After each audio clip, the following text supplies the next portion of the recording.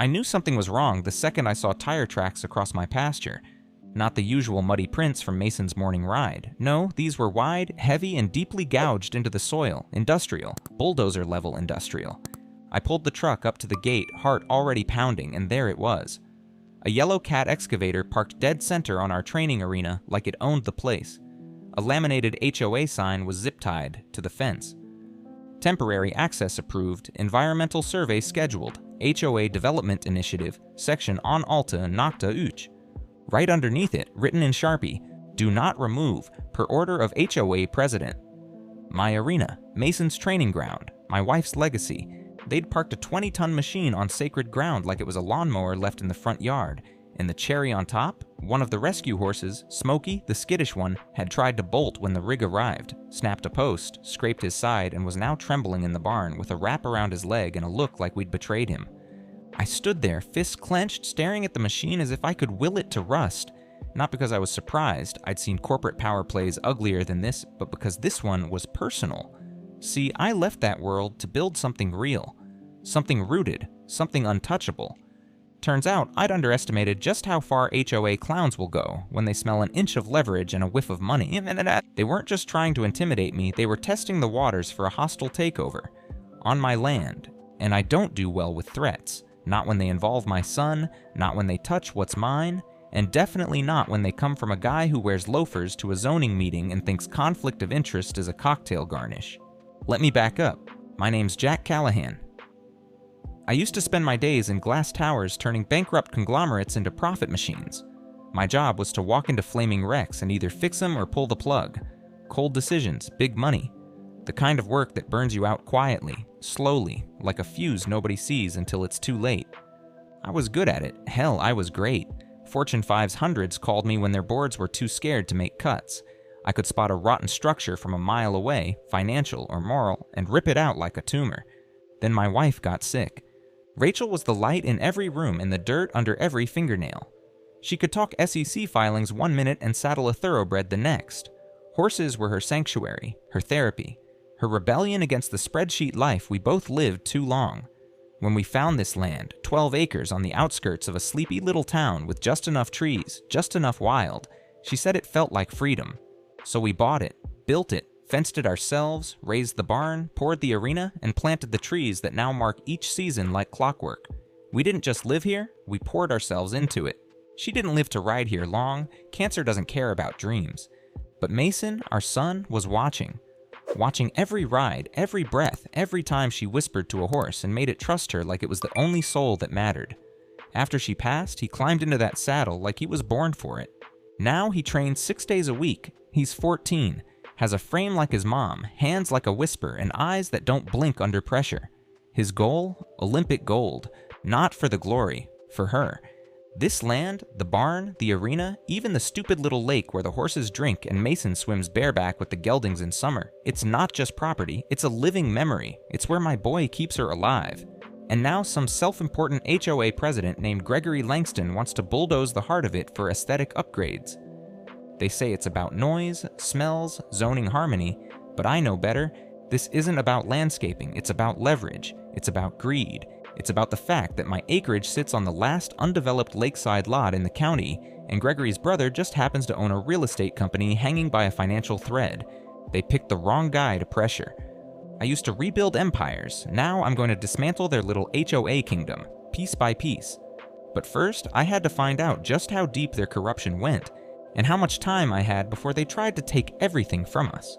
The first shot wasn't loud, it came in the form of a letter.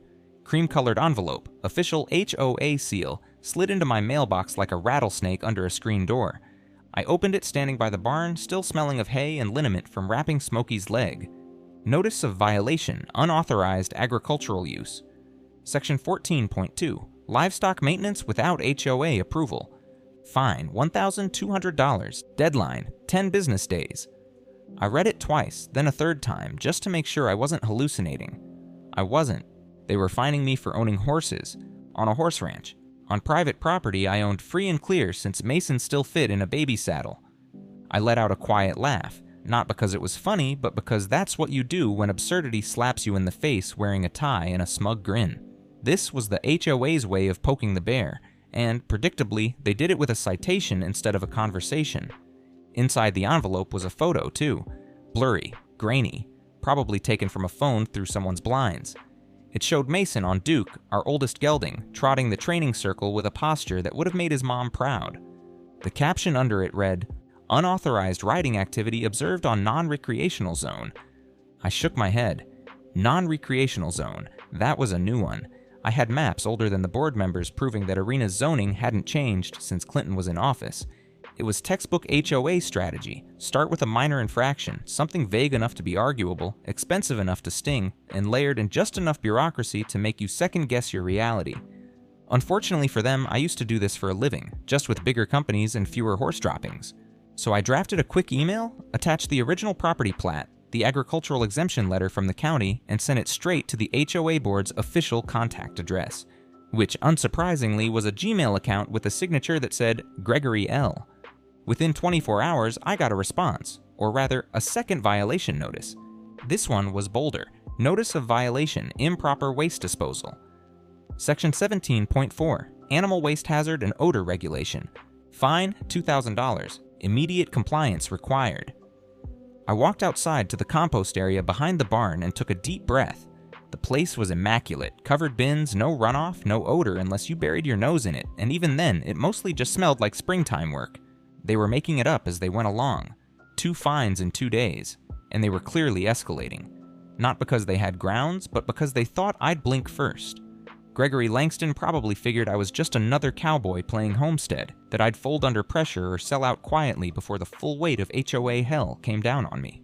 But the man didn't do his homework. I've had CFOs threaten lawsuits over billion-dollar restructurings, hedge fund managers scream into conference calls, and once a vodka-fueled Russian oligarch throw a chair at me during an acquisition gone sour.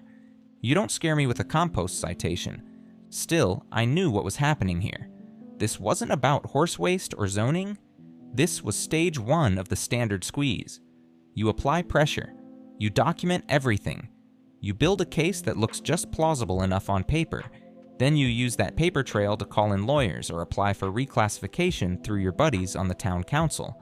I'd used that playbook. Hell, I'd written chapters of it. Only difference? I used it to fix companies. Gregory wanted to use it to destroy a boy's dream and his mother's legacy. That was going to cost him. But for now, I stayed still. Quiet. Just like I did in boardrooms when a competitor made their first overreach. You don't show your cards after the first play. You let them think they're winning. Let them hang themselves with their own rope. By the 3rd day, the violation signs started showing up in my yard. Bright red laminated placards staked like crime scene markers.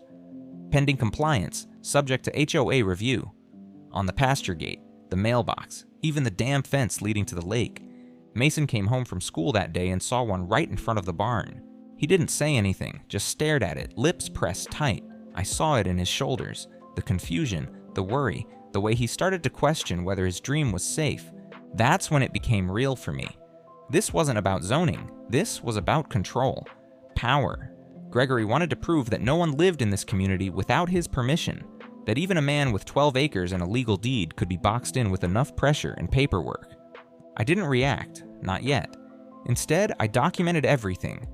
Dates, times, GPS coordinates, took photos of each sign, each letter, built a file like I used to for mergers, except this one didn't have a spreadsheet of assets. Just violations, lies, and one very dumb man who thought he could outmaneuver someone who built his career out of gutting systems exactly like his. And as I flipped through the file that night, I saw something familiar. A pattern, a sequence. He was following it too perfectly, which meant there was something bigger coming. Gregory wasn't just poking the bear, he was clearing the path for something bigger. Something destructive, and he'd just made his first move on the wrong man's property. By the end of week 2, I'd racked up $5,200 in HOA fines, a collection of red violation placards that could wallpaper a barn, and an inbox full of passive-aggressive emails from Gregory Langston himself, each one signed off with, "In service of community integrity." You ever want to punch a phrase? That was mine. But I stayed quiet, kept my gloves on. I'd learned a long time ago that when someone wants to provoke you into swinging wild, the smartest thing you can do is adjust your footing and wait for the opening. And then they took down the plaque. Rachel's plaque. It wasn't big, just a simple brass plate bolted onto a cedar post by the gate of the training arena.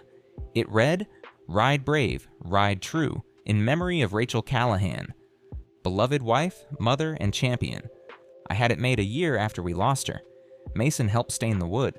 We held a small memorial there, just us, a few friends, and the horses she trained. He reads it every morning before his ride. I do too, so when I walked out early Saturday and found the post missing, not broken, not vandalized, but neatly unbolted and removed, I already knew who it was. There was a folded note tacked to the arena fence in its place. Unapproved memorial structures are not permitted under HOA Visual Compliance Policy, Section 9,30 dюйма. HOA Compliance Officer per Gregory Langston.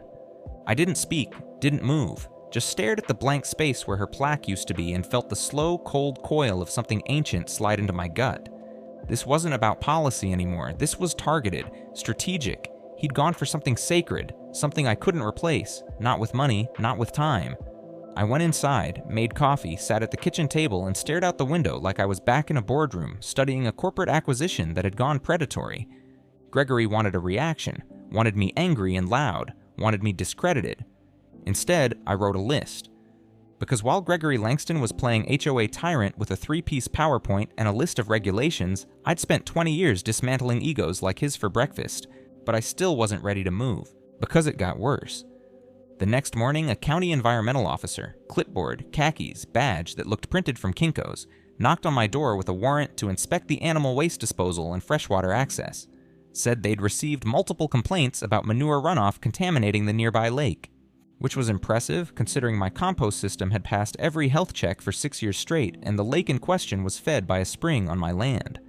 But sure, let's pretend manure swims upstream now. They took water samples, took pictures, spooked 2 of the horses, and just for flair, they taped a bright orange Under Environmental Review tag on the water pump station Mason uses to cool down the horses after rides. He didn't say much when he saw it later, just stood there, eyes on the tag, hand resting on Duke's halter, jaw set the same way mine does when I'm trying not to break something. And then came school. Mason's teacher pulled me aside at pickup, said she'd overheard a few parents talking at the PTO meeting about how our ranch was going to be shut down soon. Said their kids were told not to play with Mason anymore, because of the horses and whatever's in the water. That night, my son, my quiet, focused, steel-spined kid, looked at me across the dinner table and asked, "Dad, are we losing the ranch? And let me tell you something. You can build companies, win negotiations, outmaneuver billion-dollar firms, but nothing prepares you for the sound of hope cracking in your kid's voice." I looked him dead in the eye and said the only thing I could, "No, son, not while I'm breathing." And I meant it. They'd taken my money, my time, and now they were coming for my family's heart. Gregory had made a mistake, a big one. He thought this was about land. He thought this was about control. But I know something he doesn't. You don't push a man who's already walked away from a life of power, who's chosen peace, because when he comes back, he doesn't bring ego. He brings strategy, experience, cold, precise justice. And now he's touched something sacred, which means the gloves are off. My first move was polite, professional, boring even. The kind of move that doesn't make headlines, but builds the paper trail you need when things get ugly, and they were already halfway there. I started with a formal cease and desist letter to the HOA board, 3 pages, cited state property code, agricultural exemptions, and a county zoning map with enough highlighted sections to make a paralegal weep. I attached photos of my deed, 2 prior environmental inspection reports, and a very civil note at the bottom that read, "Any future unauthorized entry onto my land will be treated as trespassing under state law." It was the kind of document that usually stops bureaucrats cold. I sent it via certified mail and email, just to be sure. I even dropped a copy off personally at the HOA office, a glorified mailbox in the back of the Community Recreation Center. 3 days later, I got their response. It wasn't a phone call. It wasn't even a letter. It was a flyer, posted to my gate. Community notice.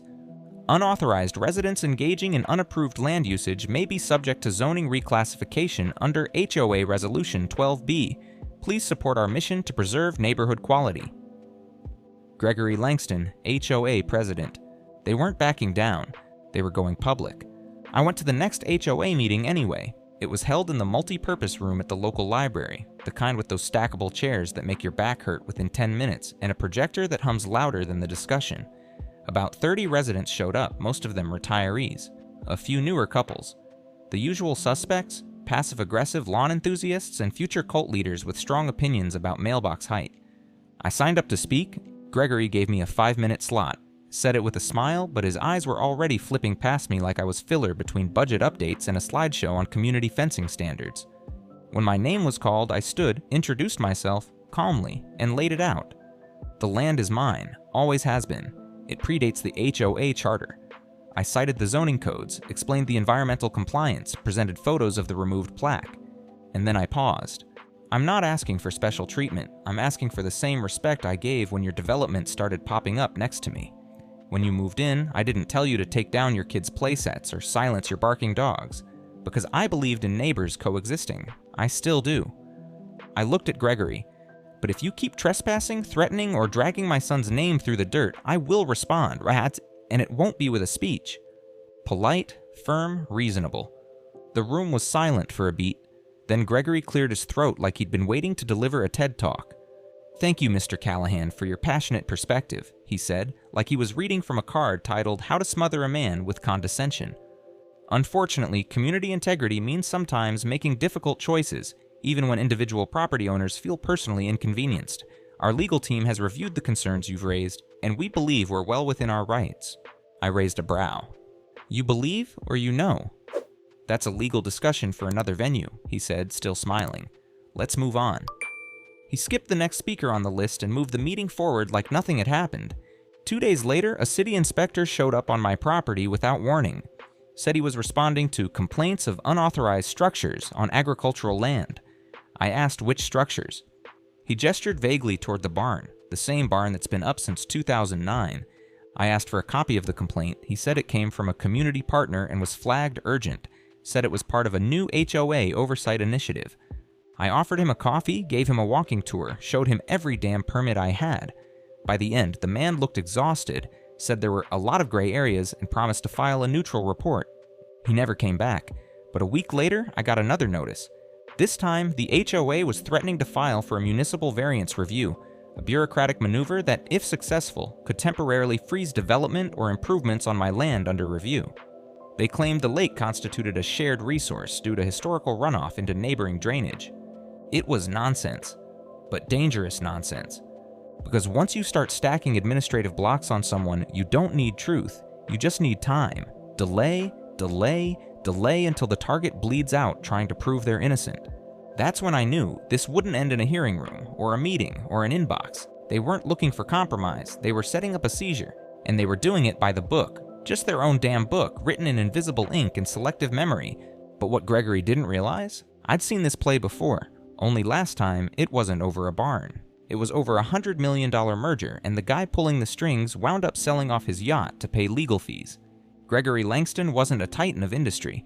He was a small-town paper tyrant in a golf shirt, playing chess against someone who'd already written the endgame. But I still didn't move. Because in war, and this was war now, the most valuable thing isn't strength, it's leverage, and I was about to find mine. The break came from an old contact I hadn't heard from in years, a guy named Nathan Vega. He used to be a forensic accountant I'd pulled into corporate investigations back in my boardroom days, the kind of quiet, caffeine-addicted genius who could find an SEC violation buried inside a phone bill. We hadn't spoken in a decade, but I shot him a quick message with the subject line, "Favor HOA dirty." He called me that night. "Jack, you finally left the land of dead-eyed executives and joined the suburbs. Congratulations, you're officially one of us."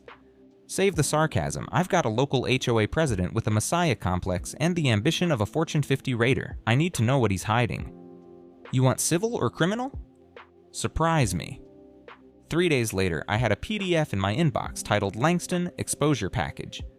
I opened it expecting minor power grabs, misused funds, nepotism. What I got was a goddamn gold mine. Turns out Gregory Langston isn't just a control freak with a clipboard fetish. He's also a walking conflict of interest. For starters, his brother, Thomas Langston, is the CEO of Langston Development Group, a small-time real estate firm that's been hemorrhaging cash since 2020. Their last 3 projects failed to close. Foreclosure filings, lawsuits, private investor pullouts. Their last resort? A planned luxury residential expansion around Lakeside South. And the crown jewel of that plan? My land. My pasture, my arena, the lake Mason swims in after rides. All of it was labeled on internal development proposals Nathan had somehow obtained. A full 10-acre redevelopment blueprint titled Sunhaven at Lakeside, Phase 1. Guess whose name was listed under zoning coordinator? Gregory Langston, HOA president. Guess who signed the letter of intent to acquire surrounding properties under negotiated resolution or municipal reclassification? Also Gregory. It didn't stop there. The zoning adjustment complaints against my land? They were submitted through a shell entity, Lakeside Property Integrity Coalition, a name that sounds like it was designed by someone who irons his socks. That coalition? Registered 3 months ago to a P.O. box rented by Thomas Langston, the company Gregory's pretending he's never done business with. Even better, one of the HOA's independent environmental consultants who tagged my water supply with a warning? A freelance contractor paid under a Langston development expense account. I leaned back in my chair and just sat with it for a minute. The sheer arrogance of it. The laziness.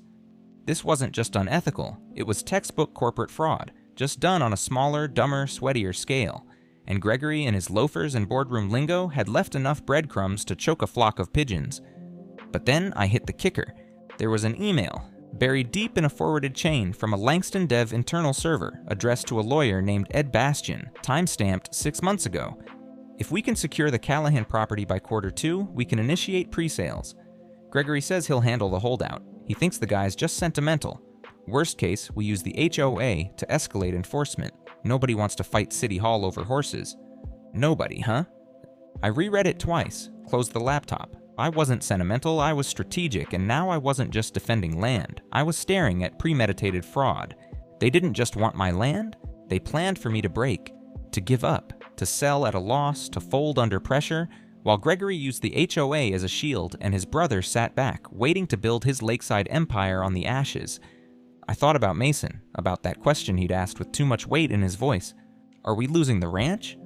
Not anymore, because I wasn't in a fight with an HOA anymore. I was in a war with a real estate crime ring wrapped in a community bulletin board. And now I had the smoking gun. The game had changed. It was time to build a new plan, not just to win, but to bury them. When I closed the lid on my laptop that night, I didn't feel angry. I felt ready. This wasn't a playground scuffle anymore. This was a hostile takeover attempt wrapped in HOA letterhead, and I'd seen enough of those in the real world to know one thing. If you want to beat a power-hungry parasite, you don't meet them on their turf. You change the terrain. Gregory was playing HOA politics, filing nonsense complaints, hiding behind community bylaws, leaning on favors from the city council like they were poker chips. But me? I'd spent my life navigating actual corporate minefields, hostile boards, government audits, executive smear campaigns. This wasn't new, so I did what I always used to do before turning a crumbling company inside out. I made a whiteboard. In my office above the barn, I cleaned off the old feed inventory schedule, drew 3 columns, legal, reputational, tactical, and started plotting. Legal first, I called a guy named Frank Rowe, an old colleague turned land use attorney. Frank looked like a haggard cowboy and billed like a Wall Street litigator. My kind of guy. I gave him the file. Within 48 hours, he called me back with a laugh. Jack, you've got them by the zoning permits and the IRS returns. I haven't had this much fun reading since my divorce. He filed a formal complaint with the County Ethics Board citing conflict of interest, abuse of public position, and fraudulent misrepresentation through a civic association. That triggered an automatic freeze on the HOA's right to pursue any further enforcement actions, at least for the duration of the investigation. Next, Frank started prepping an injunction request, to be filed if the HOA or Langston Development made any more moves on the property. But we weren't stopping there. I reached out to a contact at the State Environmental Agency, a woman named Dana I'd helped during a corporate cleanup case in Nevada. I forwarded her the environmental violation that had been used to tag my water pump. She called me personally. That inspection was a joke, Jack. Not only was it unlicensed, but the guy who ran it submitted a blank lab form to our system. I don't know who paid him, but I'd love to. Her office quietly launched their own investigation, one that, if mishandling of regulatory authority was proven, could put real pressure on Langston's consultants. So the legal foundation was laid. It was time to hit harder. Reputational. Next, I started digging into the Langston Development Group. Thanks to Nathan's file dump, I had everything: failed projects, unpaid contractors, a shelved lawsuit from a former investor, and even a quiet payout from a botched roofing contract that resulted in a mold outbreak at a senior housing complex in Lubbock. I passed it all to a journalist I knew named Alex Chen. We hadn't talked since the Wild River merger case, but we respected each other. I fed him leads, he never burned a source. I sent him the folder with one line.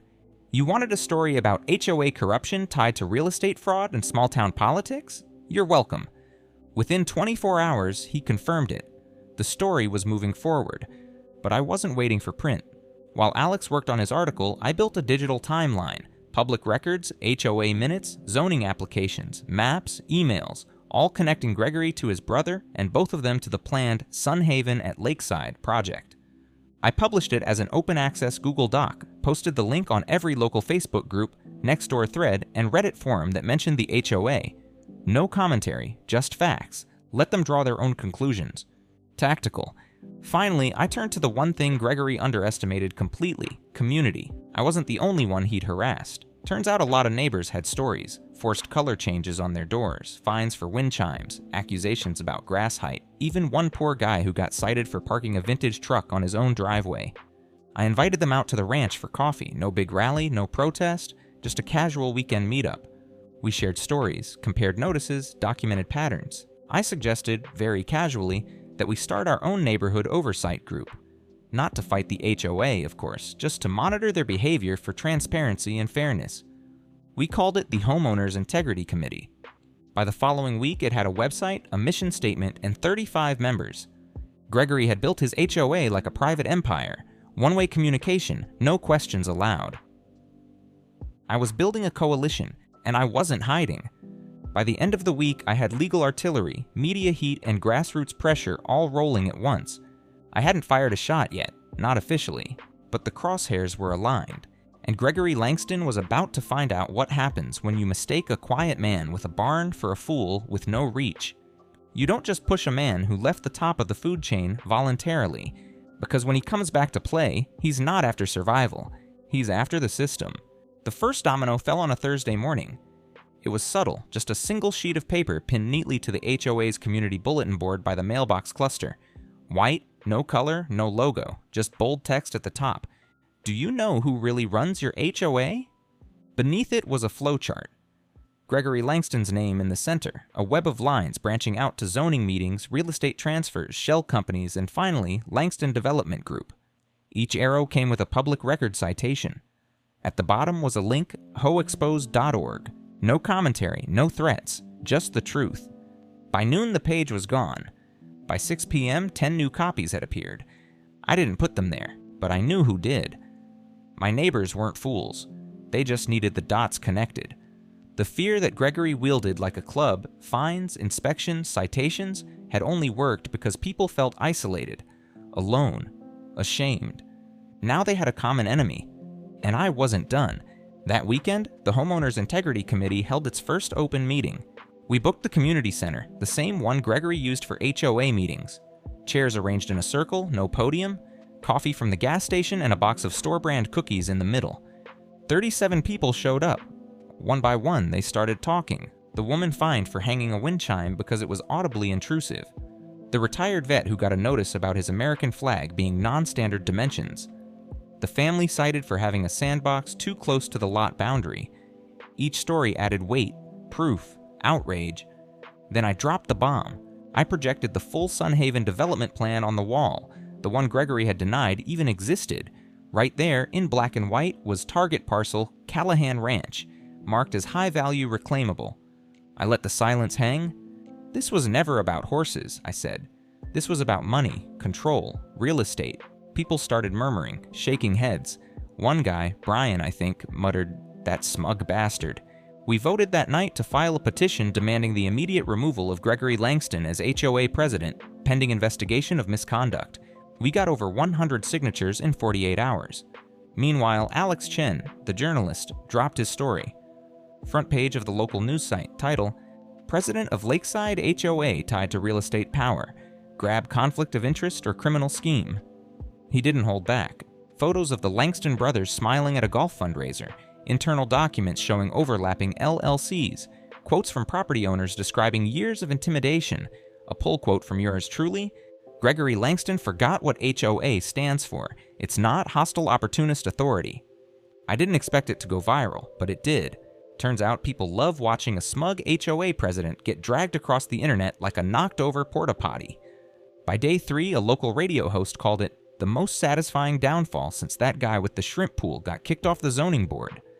Langston went silent. No press releases, no rebuttals, just gone. But I still had one move left. The injunction hearing. Frank Rowe and I walked into the courthouse like two men going to a funeral, except we were the ones holding the shovel. The judge had the full complaint in front of him: abuse of HOA authority, conflict of interest, zoning interference, and unauthorized environmental citations. Gregory's lawyer tried to argue that community harmony required strict oversight. Frank leaned in. Is community harmony what you call removing a memorial plaque for a cancer victim? Silence. We won the injunction in 15 minutes. The judge barred the HOA from issuing any new violations, mandated an independent audit of their finances, and referred the conflict of interest allegations to the state attorney general's office. Gregory wasn't there, but his brother was, red-faced, sweating, trying not to look like a man watching his empire crumble brick by brick. Back at the ranch, I walked out to the arena. The sun was setting, orange over the lake. Mason was riding Duke in slow practice circles. Focused, strong. His back straight like Rachel taught him. And there, by the gate, was a new plaque. Same wood, same brass, same words. Ride brave, ride true, in memory of Rachel Callahan. This time, it was bolted in with concrete. I smiled. The war wasn't over yet. But Gregory Langston had just learned what happens when you mistake silence for weakness. You don't mess with a man who left power behind, especially when he remembers exactly how to use it. The boardroom was a gymnasium, fluorescent lights, folding chairs, the smell of old sweat and burnt coffee from the concession table near the back. Classic American Civic Theater. This was the HOA Emergency Assembly. The meeting Gregory Langston never thought he'd have to hold. But after the injunction, the investigative audits, the sudden resignation of 2 board members, and a headline that dubbed him the HOA Don Corleone of Lakeside, the neighborhood demanded it. Public attendance required, open mic allowed. I showed up early, sat in the back, cowboy hat, clean boots, and the quiet posture of someone who already knows how this ends. Gregory walked in late. His usual crisp khakis and pastel button-down were replaced with a wrinkled blazer and a face that had aged 10 years in 2 weeks. He looked like a man who just tried to explain community beautification to a grand jury. He sat at the head table and tapped the mic. It squealed. Let's begin by bringing order to this meeting. He didn't even get to finish the sentence before hands shot up. Not mine, just about everyone else's. It started with polite complaints, then came the stories, real ones. The woman fined for painting her mailbox to match her daughter's wheelchair decal. The guy forced to remove a porch swing because it interfered with architectural symmetry. A couple who got a $1,000 citation for putting up solar lights without aesthetic consultation. They'd all been quiet until now. But something about a man trying to bulldoze a kid's horse arena for profit had woken them up. Then came Brian. He stood, no paper, no prep, just anger that had been slow cooking for years. This man lied to us. He told us we needed strict rules to protect our values. Turns out the only thing he was protecting was his brother's business. And when Jack Callahan stood up to him, he went after a child. He went after a memorial. That's not leadership. That's cowardice. Applause. Real, thunderous applause. Gregory opened his mouth like he was going to launch into some polished deflection. But then the reporter walked in. Alex Chen. He stood by the door with a camera crew, a local TV affiliate with just enough reach to make suburban shame feel nationwide. Gregory froze, and then, like the cherry on top of a karmic sundae, came the city official, a woman in a blazer with a badge clipped to her hip and a sealed manila envelope in hand. She walked to the microphone and cleared her throat. My name is Janet Flores, Office of the State Attorney General. I'm here to confirm that Gregory Langston is currently under investigation for abuse of municipal procedure, misuse of nonprofit status, and fraudulent zoning interference. The board has been served with a motion to dissolve this HOA's enforcement powers pending further review. Gasps. Someone dropped their coffee. It might have been me. Gregory stood, red-faced, muttering something about legal overreach, slander, media bias, but nobody was listening. He tried to storm out. Didn't make it far. Alex stopped him with a question, mic raised. Mr. Langston, what do you say to the allegation that you tried to weaponize a community board to enrich your brother's failing company? Gregory's jaw worked open and closed like a bad ventriloquist dummy. Then he turned and left. No statement, no apology, no exit strategy. Just a man walking out of his own empire as it crumbled under the weight of his ego. Later that night, the news aired the footage. Gregory's face caught mid-flinch, neighbors speaking out, Mason's name mentioned, the boy who inspired the town to take a stand. And there I was, briefly on camera, standing by the fence of my pasture, arms crossed, not saying a word.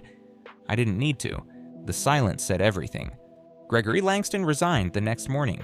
His brother's development company pulled out of the Sunhaven project entirely. Investors gone, permits revoked, website offline. The HOA board called for an emergency election. And the new leadership? Let's just say it's a little more community-minded these days. But all of that was just the cleanup. The real victory had already happened. Not in court, not online, but right there, in that gymnasium, under bad lights and folding chairs, when a neighborhood remembered that power doesn't live in titles. It lives in people. The new fence went up last week. Cedar posts, steel caps, 10 inches higher than before, not out of defiance, just because Mason's new horse, Bellamy, is a jumper and likes to remind us daily. We added a new brass plaque by the gate, too. Same font, same wood grain. Right below the one for Rachel, it reads, "Property of Callahan Ranch. All trespassers will be ignored and quietly documented." I thought about adding "Hi Gregory" at the bottom, but subtlety is a virtue I've been working on. It's quiet now, peaceful. The kind of quiet that comes not from the absence of noise, but from the knowledge that the battle's over and the ground beneath your feet is still yours. The HOA still exists. Technically, it's now run by a retired librarian, a stay-at-home dad, and a high school civics teacher named Cheryl who makes banana bread for every meeting. Their biggest vote last month was whether or not to allow teal shutters on corner homes. It passed unanimously. I abstained. I still get notices from them, though. Usually friendly. One asked if I'd be willing to host a community equine demonstration for the spring picnic. I almost said no on principle. But then I thought about Mason, about how last week he cleared a clean 1.4 meters on Duke, the horse no one thought would jump again after his leg injury. About how he stood there afterward, reins loose in his hands, looking like he belonged in the saddle more than anywhere else in the world. I thought about Rachel, about how she once told me standing in that same arena with hay in her hair and sweat on her back, "If we build this right, it'll outlast us." And it will. So I said yes to the HOA picnic. And I told Cheryl to make sure they bring the good coffee this time, not that burnt decaf swill Gregory used to serve, brewed like a war crime. Sometimes, when the sun hits the pasture just right, I take my coffee and sit on the old fence rail, the one that's been here longer than most of the homes around us. Mason's out there most mornings now, training, focused, confident, not because someone's watching, but because it's who he is. The arena's been resurfaced, the barn's been cleaned, the lake's been roped off as a protected water source, now officially designated as privately maintained agricultural access. Thanks to a little legal footnote Frank slid into the county database. And me? I finally dusted off my old office upstairs in the barn, set up the desk, rewired the lights, even reinstalled the whiteboard. Not for business, just for the future. In case Mason ever wants to learn about systems, structure, and how to outmaneuver a paper tyrant using nothing but a printer, a calm voice, and a lawyer who charges $400 an hour but makes it feel like a bargain. We never wanted a fight, but if it comes to our land, our lives, or the people we love, we'll never back down again. Not against a corporation, not against a committee, and definitely not against a man who once tried to rezone my wife's memory into a marketing brochure. So yeah, we're still here, and the horses still run, and the gate stays locked, not out of fear, but because some things are worth protecting the old-fashioned way, with patience, with grit, and just a little bit of spite. The good kind, the kind that builds fences, not walls, and makes sure the right people never get a seat at your table again. Not unless they're bringing banana bread.